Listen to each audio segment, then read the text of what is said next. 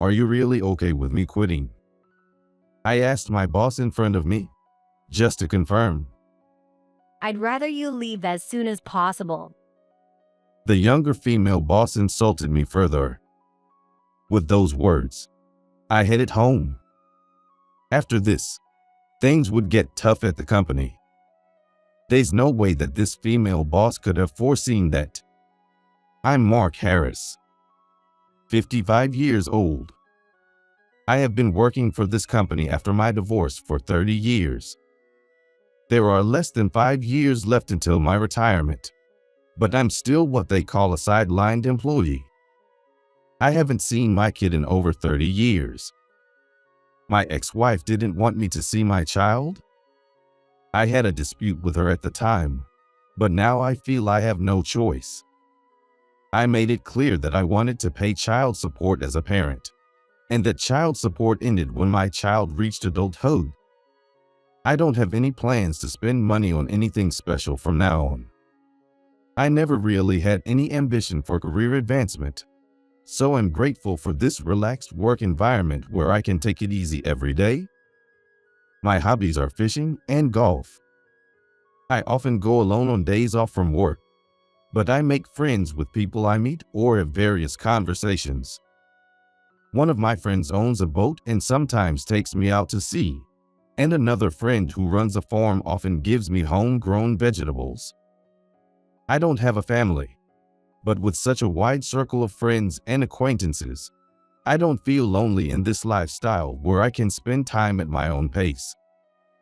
I really like this daily life where I can take it easy. One day, while heading to work, everyone seemed to be in a rush. What's going on? I asked a junior employee sitting next to me.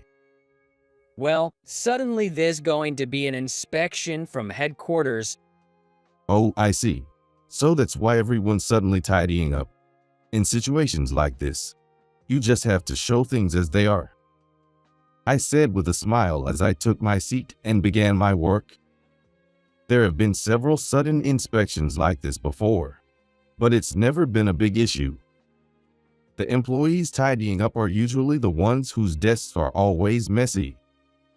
If they just did a minimum of organizing every day, they wouldn't be so flustered at times like this.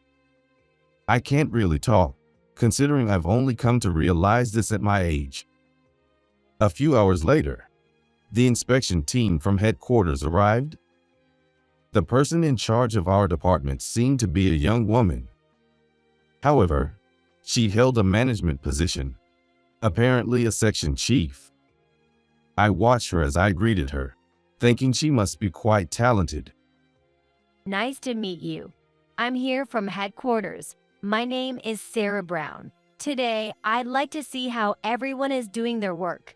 Please continue your tasks as usual. We nodded slightly in response to her greeting and resumed our work as usual. She's quite attractive. The young male employee seemed a bit flustered, and I chuckled at his demeanor, thinking how youthful he was. What do you mean by that? Sarah, the section chief, went around inspecting everyone's work, asking questions, and occasionally smiling during the inspection. However, it was when she came to me. What are you doing now, part-time worker there? Those words were directed at me. I'm a full-time employee, I replied with a forced smile. My apologies. Are you a team leader? Sarah turned to me and said, "Oh, no, I'm just a regular employee with no specific title. As for my current task is..." I began explaining my duties when her tone suddenly changed. What? Sarah's tone shifted, and I looked up at her. Just a regular employee at your age? Her words were sharp. She seemed somehow angry, and I felt intimidated. I'm just not very interested in climbing the corporate ladder." As I stammered out my response, she started laughing. Isn't it simply because you're incompetent? Useless old-timers like you were fired today. You don't need to come in tomorrow. She spat those words at me. Not just me, but the surrounding employees also looked stunned at her words. We can't afford to pay salaries to incompetent people. This is necessary for the company's cost cutting. There are plenty of replacements for you. Finally understanding that I was being insulted, I couldn't help clenching my fist. She might be talented, but that doesn't give her the right to belittle people. Feeling angry, I stood up and said to her, "Are you really okay with me quitting?" I asked Sarah in front of me to confirm. I'd rather you leave as soon as possible. She seemed satisfied with my words, even chuckled, but then proceeded to insult me further. I no longer felt like working. I was told to leave. It wouldn't count as an absence. Without a word, I grabbed my bag and left the company. As I left the department, everyone tried to stop me, but I couldn't say anything in front of Sarah. Although my direct superior had more authority than the section chief, it was customary in the company not to defy headquarters employees. Without any further comments from my superiors, I walked home alone. The next day was Saturday, and the company was originally closed. While considering what to do from Monday onwards, I decided it would be a waste to spend this holiday in anguish, so I went fishing. Take your time and think while doing what you love. Fishing is the perfect hobby to carve out that time. I headed out for fishing early in the morning. My favorite fishing spot where I always go. Contrary to my mind, the waves were calm today, and it seemed perfect for fish and beer in the evening. With that in mind, I cast my fishing rod. Hey, I was hoping you'd be here today. Someone called out to me. "Oh, David." It was my fishing buddy, David. We met here. He's 10 years older than me, and he often looks after me, listens to my stories, and is one of my important friends. Did you catch anything today?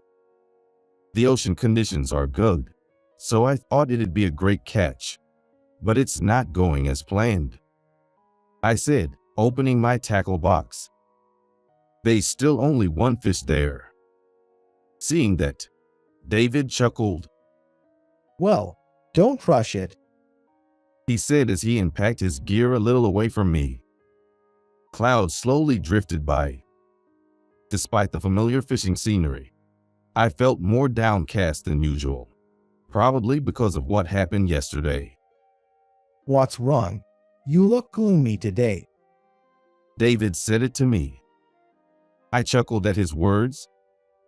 I have something I need to apologize to you about. What do you mean? And then, I began to speak hesitantly. Well, there was an inspection from the headquarters on Friday. I met the section manager for the first time, and it seemed she didn't like me at all. I said, trying to hide my embarrassment with a smile. She told me I don't have to come anymore. I got angry and left my office. I might get fired. I'm sorry, after all the talks and encouragement you've given me. No need to apologize to me.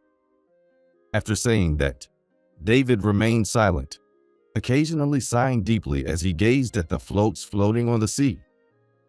Well, I'd rather live leisurely than get busy with career advancement. But it seems that doesn't sit well with young folks who are striving hard to climb up. Dealing with people is harder than dealing with work, isn't it? When I said that with feeling, David replied, Well, I understand the boss's feelings to some extent. However, it's wrong to talk about unfair dismissal. A good boss should understand the feelings and circumstances of their employees. That's what that boss lacks. Those who climb up solely based on their grades and achievements without experiencing failure get the wrong idea. I fought, as expected of David. He got angry and cared about me. Talking to him made me feel much better. It's amazing how different things can be just by talking to someone. I thanked him and changed my mindset. After that, fish started biting as if everything before was a lie. Perhaps the fish didn't want to come to me, emitting such a gloomy aura. With that thought in mind, I headed home with a heavy cooler box. 2 days later, it was Monday, yet I was at home. Despite being kicked out like that, I was debating whether to go back. David, whom I met on Saturday, gave me some advice. The company is all about people. You don't have to apologize to the company. Rest until they say something. You've been working hard, and you've had a lot of paid holidays, hadn't you? Indeed, that's true. I've never used my paid leave before, so I should have several days off. Maybe it's a good idea to take a trip. As I pondered these thoughts, I realized it had been years since I had taken a relaxing morning on a weekday. It was when I was brewing coffee and about to have a slightly late breakfast. My smartphone rang. It was the sound of an incoming call. When I looked at the screen, the name of the company I belonged to and the name of the department were displayed. What could it be? I had informed my boss that I would be taking some paid leave for a while. Hello? Just after picking up the phone, I was greeted by the hurried voice of my boss. Mark, get to the office right now. Why? I already informed you that I'd be taking paid leave, I said, but my boss insisted. Just come. It's serious. Our main contractor threatened to terminate all contracts if we fire you. Let's go ask them to continue the contract with me. I chuckled. Why should I be the one to plead? You saw our exchange the other day, right? I was told by Sarah to leave and fired. If she doesn't acknowledge her mistake and apologize before I finish using up my paid leave, then I'm done with this company. So, I won't be involved in any future contracts. Please, consider the company's next steps. With that, I sipped my coffee. Don't say that. I know you've been working hard all this time. Isn't that enough? I appreciate your words. However, no matter how high Sarah is in the headquarters, or how low I am as a sidelined employee, it's not acceptable for her to be disrespectful. You must understand that, right? Please think about the future of the company, I said and hung up the phone. I had somewhat expected things to turn out this way. However, for Sarah, it must have been a bolt from the blue. It might have caused trouble for everyone at the branch. But David's words, "Don't apologize to the company," were stuck in my chest. And it was that evening I received a call from headquarters on my phone. It was probably her calling. I might be insulted again. With that thought, I cleared my throat and answered the phone. Hello? Hello, this is Sarah Brown from headquarters. Is this Mark's phone? Yes. But what do you want? I replied coldly, and she spoke in a subdued voice. I was rude the other day, and I'm truly sorry. I called to ask for the opportunity to apologize to you. I'm sorry. Her voice lacked the confidence and assertiveness from the other day. Surely, her behavior towards me during the inspection the other day had been noticed by headquarters, and she had probably been scolded by her superiors as well. Got it. It wouldn't hurt to hear her out. She specified a restaurant that's one of our company's clients and asked me to meet her there. Since I was on paid leave, I agreed to meet her that evening, eager to make amends as soon as possible. I arrived at the restaurant ahead of her. I hadn't expected to have a meal together like this, but I guess she felt I was necessary to regain that significant contract. I could feel the desperation of the company. Sorry for being late, Sarah said as she entered the room. Then, We sat facing each other at the table. I apologize for calling you today. She said, on the verge of tears.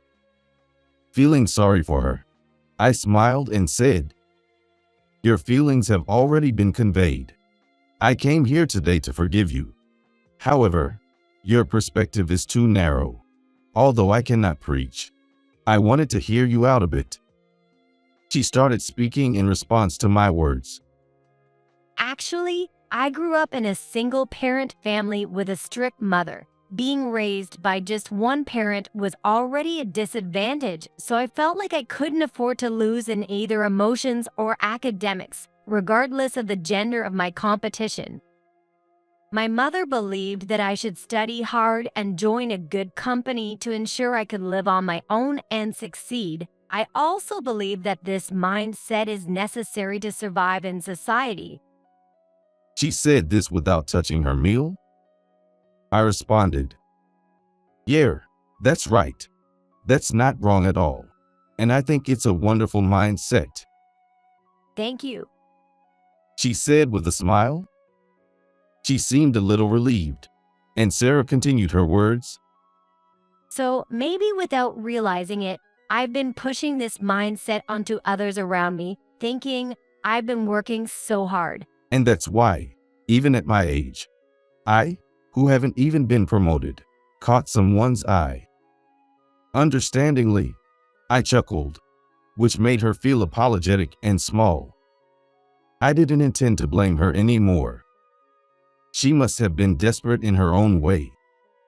Then, I urged her to eat while she still kept her hands down. Though she seemed hesitant, she must be hungry after work. We both picked up our forks together. It's been a while since I had a meal like this with someone, I thought casually. But it seemed I was the only one feeling so relaxed. But she still appeared down. "Well, the company isn't run by just the bosses. You're still young. I think it's good you've realized that now," I said with an encouraging smile. Sarah finally seemed to breathe a sigh of relief in the true sense. Thank you. She said to me before starting her meal.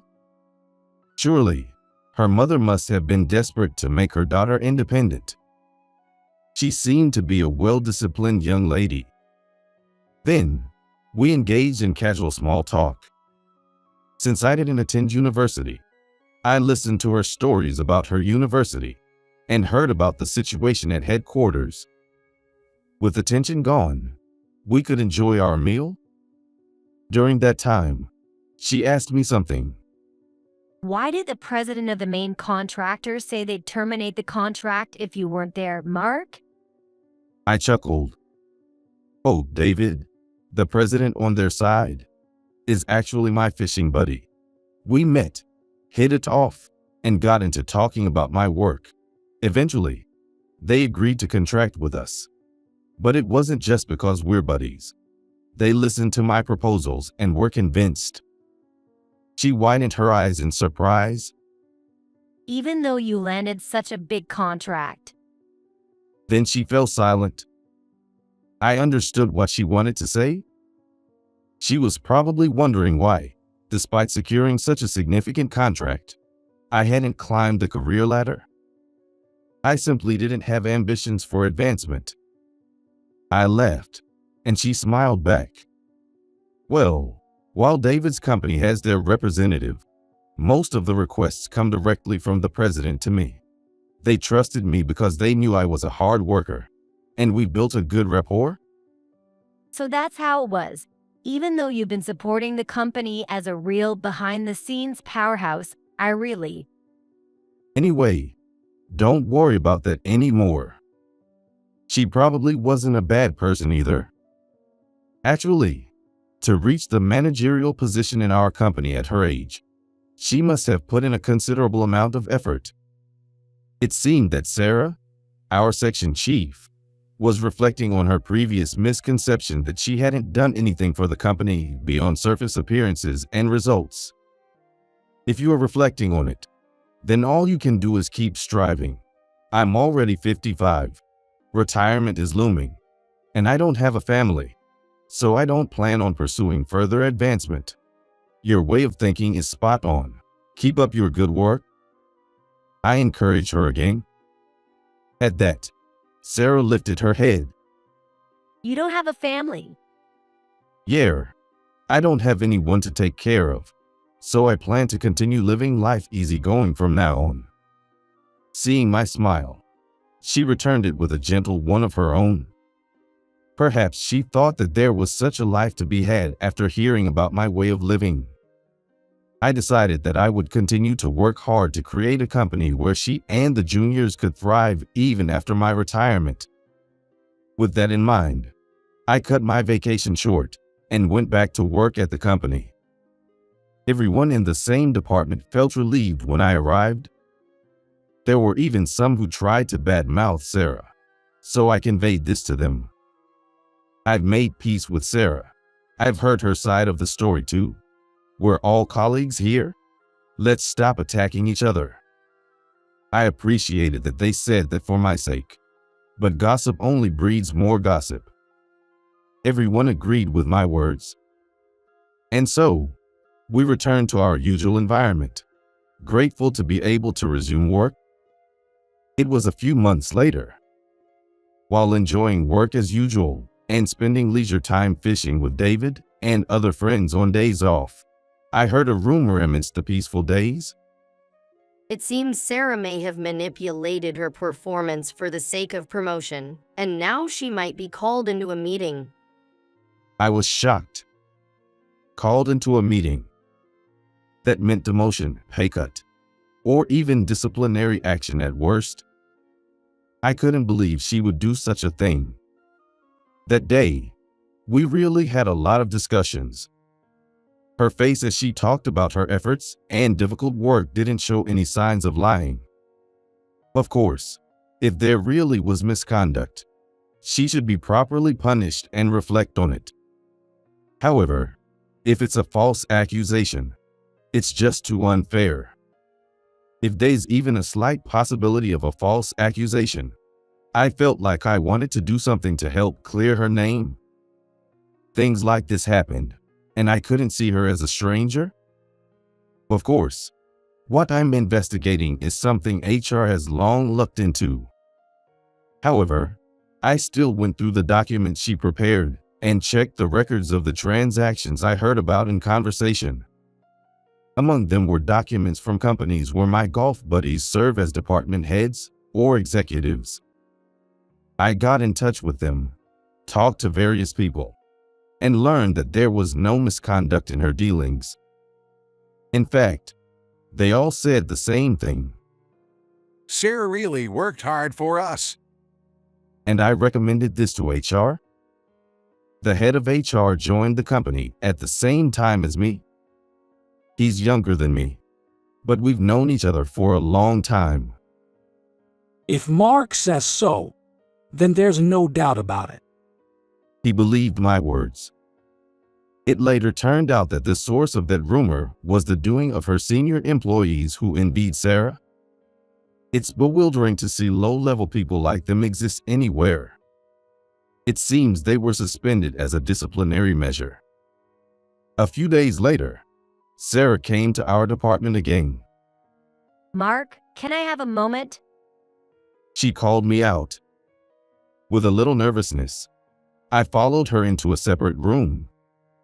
She said, Thank you for the other day. I heard from the HR manager that you cleared up the rumors about me. Thank you very much. She thanked me politely, and I replied, I couldn't believe you'd do such a thing. I just had a little chat with the HR manager. Laughing nervously, my heart was pounding. But I had to say it. Could I talk about something else? I said to her. She tilted her head in confusion. Well, actually, I've been researching various documents related to you. That's when I first learned your full name. I looked down. Or rather, I was too nervous to lift my face. Oh, my middle name is Grace. She said, puzzled. Summoning my courage, I finally spoke what I wanted to convey. Actually, you see, my ex-wife's maiden name is Brown, and the name of the daughter I lost contact with at the age of 2 is Grace Sarah. What? There was a brief moment of silence before Sarah let out a loud gasp, freezing in place. Scratching my head, I finally raised my face. Of course, I think it's just a coincidence. But, well, I couldn't help but wonder. She gazed at me with tears pooling in her round eyes. I met her gaze, waiting for her words. My father is Mark Harris. I found out his name for the first time when I got my birth certificate. Her words left me speechless. It's me? Those words just slipped out naturally? Feeling embarrassed, tears streamed down my face. Upon hearing my words, she clung to me, crying like a child. Cautiously, I wrapped my arms around her back. The last time I held her like this, she was only 2 years old. Unintentionally, memories of her efforts flooded back, making me cry again. Is Mom doing well? When I asked, she nodded happily. I truly wanted to express my gratitude to my ex-wife, who raised our daughter so splendidly. I never imagined we would reunite like this. Even though I thought I had no family left, I couldn't believe how close she was now. Through the people I've met and the efforts I've made, I finally feel like I've been able to be somewhat helpful to my daughter. Once again, I realize how important trust and relationships with people are. If you work hard earnestly, there will eventually come a day when you are rewarded. Unexpectedly, it can become a weapon to help yourself and your loved ones. There's me, without much ambition for climbing the corporate ladder, and my daughter, with high aspirations for advancement. Though our desires may differ, there's no denying our shared dedication to the company's well-being. That's why it's important for both of us to continue living sincerely according to our beliefs. I'd like to live a relaxed life rather than a successful career, but at least I want to work diligently until the end. Respecting my daughter's feelings, I want to support her wholeheartedly in her desire for career advancement, without denying her aspirations. By doing so, I believe my daughter and I can find happiness,